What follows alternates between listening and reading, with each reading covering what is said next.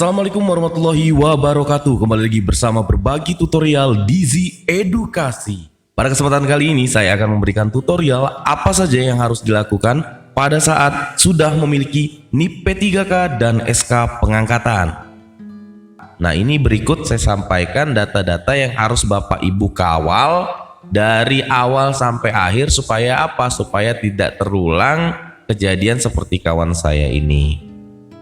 Yuk kita langsung masuk saja ke materinya Bapak Ibu ya. Melek pendataan, lulus P3K tahun 2021 yang sudah memiliki NIP dan terima SK wajib update data.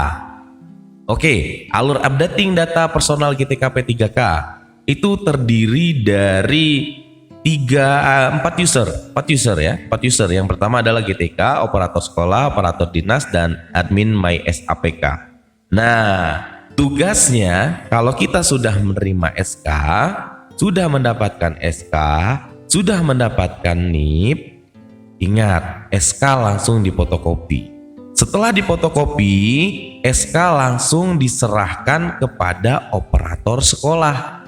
Tujuannya untuk apa? Agar operator sekolah dapat melakukan updating data riwayat kepangkatan, gaji, dan karir.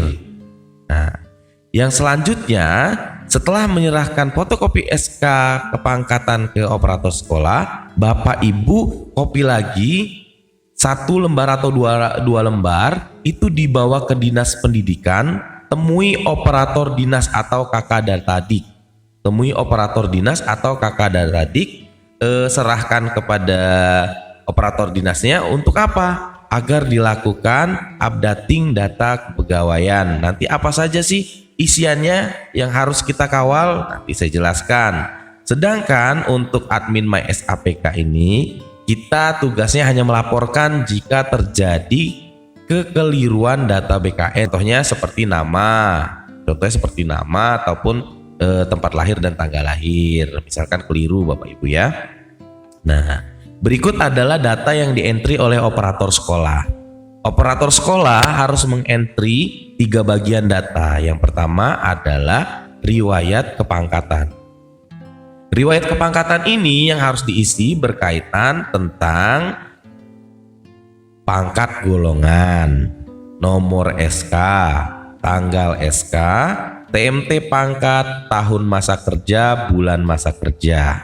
Nah, ini riwayat kepangkatan ini bisa diambil dari SK pengangkatan kita sebagai P3K tadi. Bisa dimasukkan SK pengangkatan kita sebagai P3K tadi. Sedangkan untuk isian riwayat gaji berkala ini terdiri dari pangkat golongan, nomor SK, tanggal SK, TMT kenaikan gaji berkala, tahun masa kerja, bulan masa kerja, dan gaji pokok. Seandainya kita hanya mempunyai 1 SK pengangkatan P3K saja dan tidak mempunyai SK gaji berkala, ya, maka kita isikan saja atau instruksikan operatornya untuk mengisikan riwayat gaji berkalanya menggunakan SK kepangkatan kita.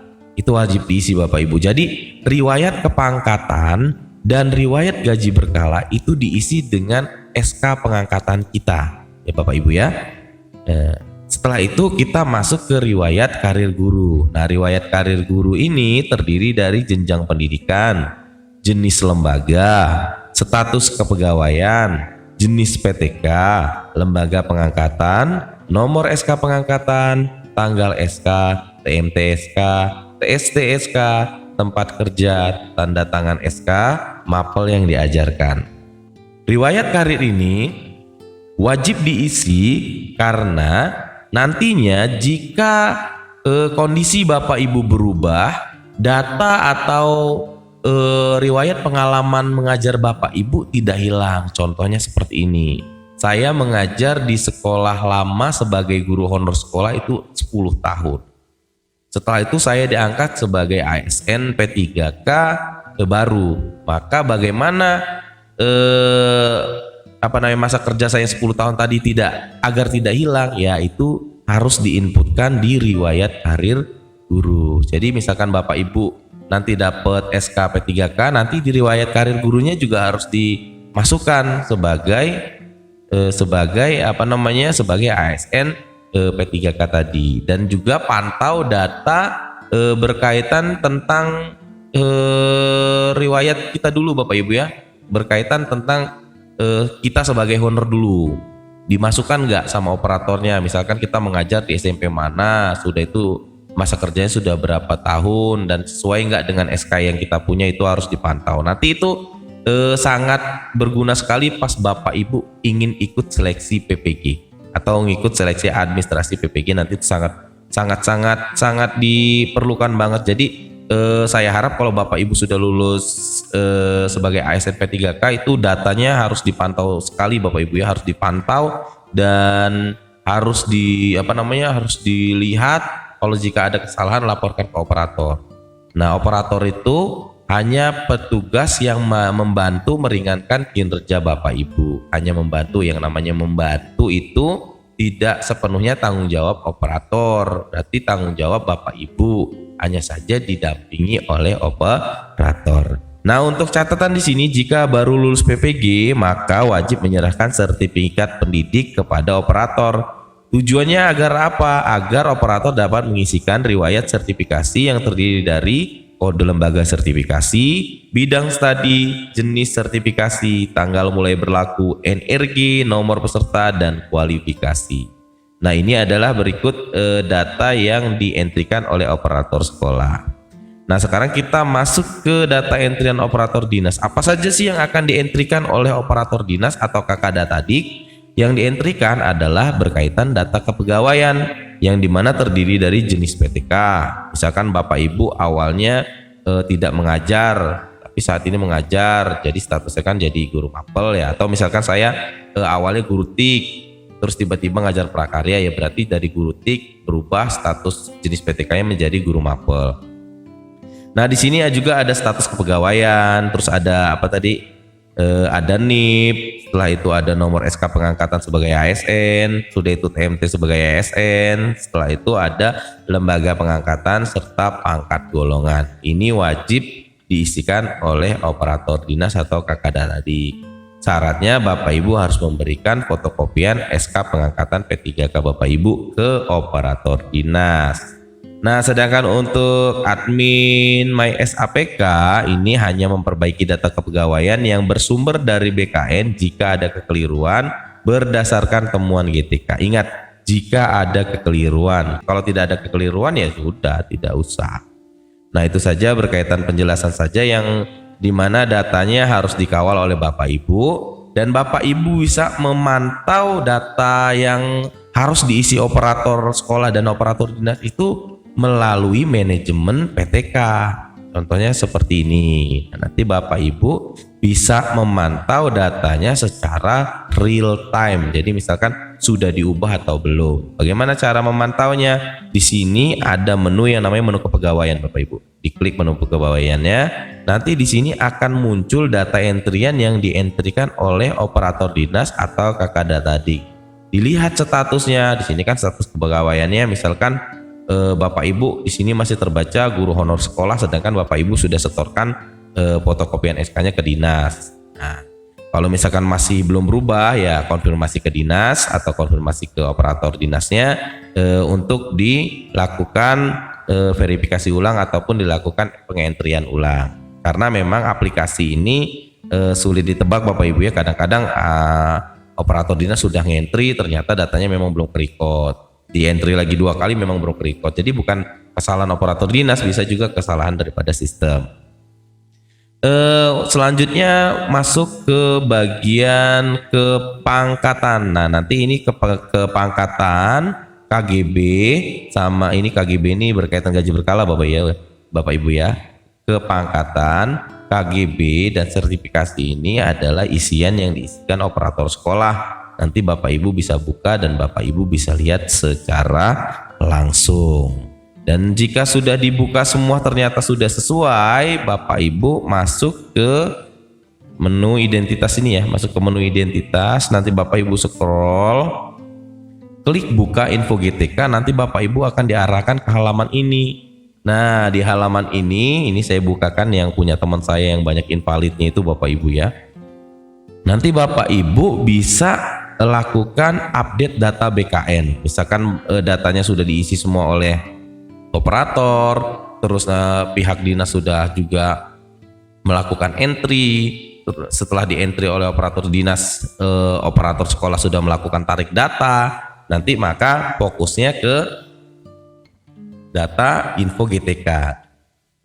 Di info GTK ini Bapak Ibu jangan lupa nanti Bapak Ibu scroll ke bagian bawah. Di sini ada yang namanya tombol update data BKN. Update data BKN ini tujuannya untuk apa? Tujuannya untuk narik data kita dari server BKN. Jadi data kita itu muncul data yang terbaru dari BKN. Jadi pastikan Bapak Ibu nanti masuk ke info GTK ini, update data BKN ketika operator sekolah sudah melakukan entry. Operator dinas sudah melakukan entry. Kalau belum melakukan entry ya Bapak Ibu tidak perlu klik update data BKN. Nah ini yang punya teman saya ini yang saya bilang miris ya. Ini banyak sekali data yang tidak diisi operatornya. Contohnya ya, ada SK pengangkatan, nomor SK pengangkatannya sama operator ataupun oleh admin yang lalu itu diisinya masih nomor SK pengangkatan dia sebagai honor. Sedangkan dia sudah statusnya sudah ASN ataupun sudah CPNS selama 1 tahun. Data SK pengangkatannya ataupun data nomor SK pengangkatannya tidak berubah. Yang kedua adalah TMT SK pengangkatannya tidak diisi. Nah ini yang mengakibatkan seluruh datanya menjadi invalid. Nah ini kalau misalkan Bapak Ibu bukan calon P3K lagi ya, sebagai ASN P3K, kalau misalkan bukan sebagai penerima tunjangan profesi itu sih nggak masalah. Masalahnya itu ketika Bapak Ibu menerima tunjangan profesi. Nah kalau Bapak Ibu menerima tunjangan profesi, maka kalau datanya invalid Bapak Ibu tidak dapat menerima tunjangan tersebut. Nah bagi yang belum sertifikasi juga bukan berarti harus lalai. Bapak Ibu harus perhatikan datanya juga, karena nanti Bapak Ibu tidak bisa mengikuti PPG jika data Bapak Ibu bermasalah. Bagaimana bisa mengikuti data PPG seandainya seperti ini? Bapak Ibu sudah dapat SK P3K, namun di data pendataan Dapodiknya Bapak Ibu masih terstatus guru honor sekolah. Nah, itu nanti bermasalah. Bapak Ibu sudah senang nih, saya sudah dapat SK, saya sudah ASN P3K, tapi di data pendidikan ataupun di database yang dikirimkan atau yang diolah, Bapak Ibu statusnya masih guru honor sekolah. Nah itu yang sangat menyedihkan Bapak Ibu, jangan sampai terjadi. Cukup pengalaman kawan saya ini aja yang seperti ini, dan Bapak Ibu harus pantau seluruh data Bapak Ibu melalui manajemen PTK tadi ya Bapak Ibu ya. Pantau melalui manajemen PTK tadi. Untuk sekarang juga bisa pantau melalui manajemen PTK tadi, diperhatikan datanya. Jika ada kekeliruan lapor ke operator nanti. Supaya apa? Supaya operator memperbaiki datanya. Ingat, operator hanya sebagai petugas yang membantu meringankan kerja Bapak Ibu. Sebenarnya kalau Bapak Ibu mau edit langsung dari manajemen juga bisa. Beberapa bagian ada yang bisa diedit secara langsung. Namun sebaiknya minta bantuan operator, karena operator yang punyai pengalaman lebih berkaitan untuk pendataan. Oke, sekian dari saya Bapak Ibu berkaitan update data yang harus Bapak Ibu lakukan setelah menerima SK.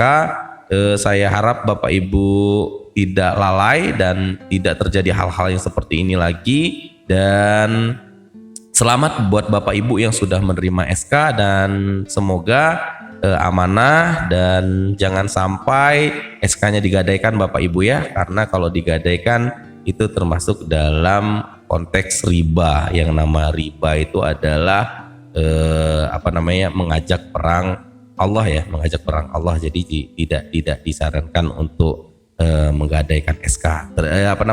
Terima saja gaji kita secukupnya. Terima saja gaji kita secukupnya, nikmati, syukuri, dan Allah pasti memberikan kecukupan kalau kita selalu senantiasa bersyukur. Oke Bapak Ibu, saya akhiri untuk tutorial kali ini. Tutorial yang sangat melo dan tutorial yang sangat sangat sedih lah saya ngeliat kawan saya ini. Kali itu banyak bener Bapak Ibu ya. Oke, wabillahi taufiq wal hidayah. Assalamualaikum warahmatullahi wabarakatuh.